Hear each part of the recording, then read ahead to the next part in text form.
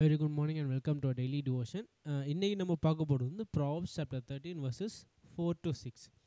So இந்த சாப்டரில் ஓவராலாக அதாவது இந்த செக்ஷனில் ஓவராலாக சொலமன் என்ன சொல்கிறாருன்னா, சிம்பிளாக என்ன சொல்கிறாருன்னா, சோம்பேறிக்கு வந்து எந்த பலனும் இருக்காது. ஆனால் முயற்சி அதாவது உழைப்போடு இருக்கிறவங்க கண்டினியூஸாக உழைச்சிக்கிட்டே இருக்கவங்களுக்கு வந்து பலன் இருக்கும்.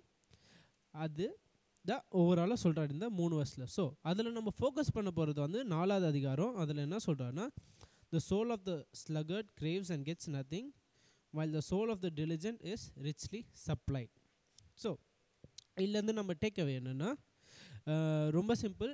இதில் சாலமன் நம்மளுக்கு என்ன சொல்ல வர்றாருன்னா, ஹார்ட் ஒர்க் அதாவது டிலிஜென்ட் ஒர்க்கு ரொம்ப முக்கியம். டிலிஜென்ட் ஒர்க்னால் என்னென்னா,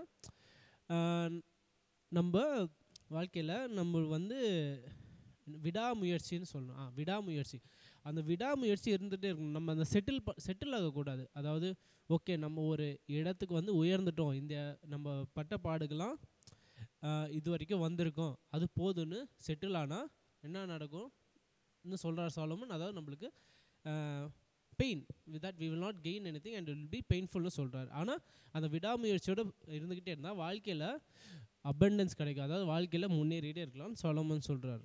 ஸோ நம்ம என்ன பண்ணோம், நம்மளுக்கு ஆசை இருக்கும், நிறைய ஆசை இருக்கலாம். அந்த ஆசையோட என்ன நடக்கும், அந்த ஆசைக்கு எஃபர்ட் இல்லாமல் இருந்தால் என்ன நடக்கும், அந்த ஆசை காலியாகவே தான் இருக்கும். அந்த ஆசைக்கு நம்ம விடாமுயற்சியோட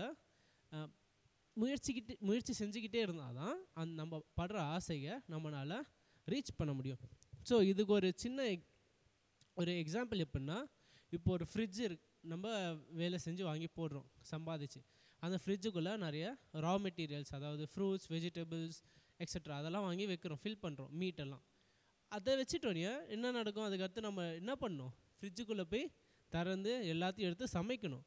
அதே மாதிரி தான் இதில் என்னென்னா, நம்ம ஒரு லெவலுக்கு ஃப்ரிட்ஜ் வாங்கிட்டோம், பொருட்கள் வாங்கி வச்சுட்டாலும் கடைசியில் சாப்பிட்ணுன்னா என்ன பண்ணணும், அந்த வாங்கின எல்லா பொருட்களையும் சமைச்சு வாஷ் பண்ணி சமைச்சிட்டு எல்லாத்தையும் அரேஞ்ச் பண்ணால் தான் நம்மளால் என்ன பண்ண முடியும், நம்ம பட்ட பாடோட ஃபைனல் ப்ராடக்ட், நம்ம பட்ட எல்லா பாடோட இறுதி விளைவு அப்போ தான் நம்மளால் பார்க்க முடியும். இல்லைனா என்ன பண்ணுவோம், நம்ம என்ன ஓகே ஃப்ரிட்ஜ் வாங்கிட்டோம், எல்லா பொருள் வாங்கிட்டோம், அப்படியே உட்காந்தா நம்மளுக்கு சாப்பாடு வந்துடுமா, இல்லை வராது. ஸோ அதே தான் ஆண்டவர் நம்மளுக்கு நிறைய கோல்ஸ் வச்சுருக்காரு, நிறைய பிளான்ஸ் வச்சுருக்காரு. அந்த பிளான்ஸ் எல்லாம் நம்ம ரீச் பண்ணணுன்னா we have to keep on trying. And எப்படி நம்ம ட்ரை பண்ணுறது, நம்ம வந்து we have to first try in the lord. நம்ம எஃபர்ட்ஸ் எல்லாம் என்ன பண்ணணும், நம்ம ஆண்டவருக்காக செய்யணுமே தவிர நம்மளுக்காக செய்யக்கூடாது. அந்த மாதிரி செஞ்சுக்கிட்டே இருந்துட்டு, ரெண்டாவது முக்கியமான என்னென்னா, நம்ம செய்கிற அந்த முயற்சிகளில் வந்து நம்ம வந்து நியாயத்தோட இன்டெகிரிட்டியோடு பண்ணணும். அந்த மாதிரி ஷார்ட்கட்ஸ் இல்லாமல் ஓகே இப்படி பண்ணால் அது இது நம்ம முன்னாடி நிறைய முறை பார்த்துருக்கோம். அதே தான் அந்த மாதிரி ஷார்ட்கட்ஸ் இல்லாமல் நியாயத்தோட நேர்மையாக செஞ்சால் தான் நம்மளுக்கு ஆண்டவரோட பிளான் படி நம்மளால் முன்னேந்து நம்ம கடைசியாக நம்மளோட ஃபைனல் டெஸ்டினேஷன் அதாவது அந்த விடாமுயற்சியோட ஃபைனல் டெஸ்டினேஷனை ரீச் பண்ண முடியும். So that is what I want us to take away. Thank you.